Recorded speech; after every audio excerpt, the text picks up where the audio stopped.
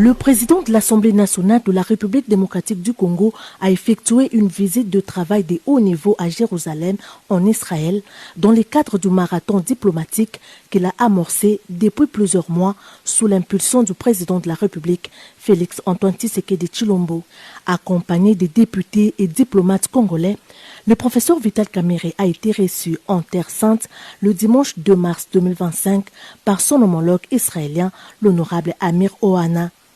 À cette occasion, le président Vital Kamerhe a exprimé compassion et solidarité au peuple israélien face aux événements tragiques qui l'ont endeuillé le 7 octobre 2023. Tout en condamnant cette violence indescriptible, le speaker de la Chambre basse du Parlement congolais a rappelé que le peuple congolais subit depuis 3 décennies une guerre injuste et particulièrement meurtrière.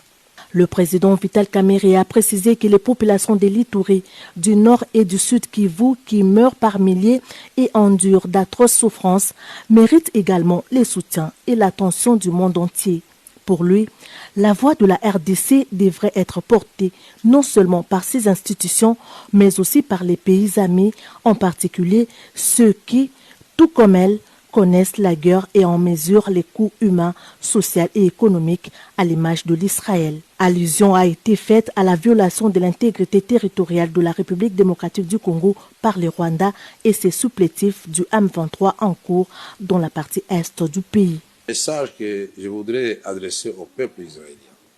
et aux autorités israéliennes, c'est de dire qu'en ce moment, nous nous retrouvons dans une situation similaire sur le plan de la sécurité. Nous connaissons la guerre à l'est de la République démocratique du Congo, où nous avons des groupes terroristes, ADF Nalu, mais malheureusement, où nous connaissons aussi l'agression de la part de notre voisin du Rwanda.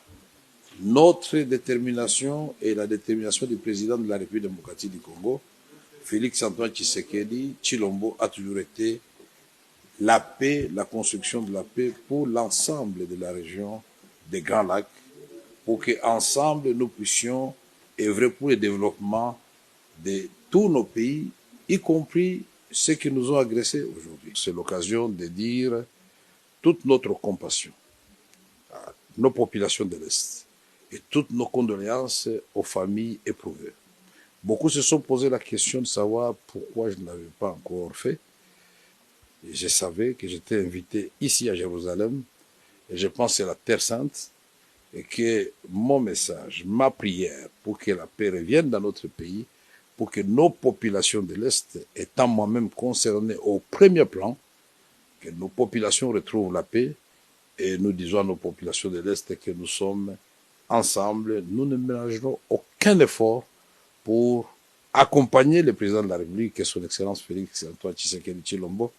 pour ramener rapidement la paix dans cette partie de la République démocratique. Nous voulons d'abord que les Rwandais comprennent que nous devons construire la paix ensemble et que tout ce qui touche à notre sécurité commune soit l'objet de discussions, de concertations et de mise en commun des efforts de tous les pays de la région. Réceptive à ce message,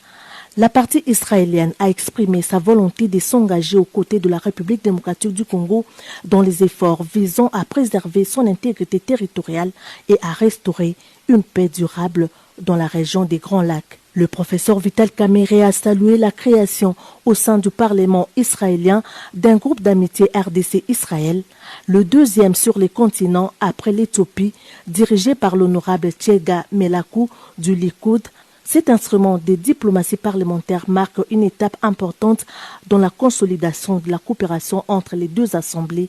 et plus largement entre les deux États. En plus de la coopération sur les questions sécuritaires, les échanges ont porté sur les opportunités économiques mutuellement bénéfiques, notamment dans les secteurs de l'agriculture, de l'éducation, de la recherche et de l'innovation. La délégation congolaise à la Knesset a eu le privilège d'échanger avec divers groupes de députés israéliens, parmi lesquels des figures éminentes de l'opposition au sein de la Knesset. L'honorable Vital Kamere a salué la cohésion spontanée des élus du peuple d'Israël sur la question de la sécurité en dépit des appartenances politiques divergentes. La visite qui se poursuit jusqu'au 5 mars 2025 a aussi conduit la délégation congolaise au ministère des Affaires étrangères où, ensemble avec la vice-ministre israélienne des Affaires étrangères, Sharon Haskel, l'honorable Vital Kamere a souligné l'impératif d'augmenter les capacités dissuasives de l'armée congolaise à la fois pour prévenir les conflits et pour lui doter des moyens de répondre de façon autonome à toute éventualité qui menacerait sa sécurité et l'intégrité de son territoire.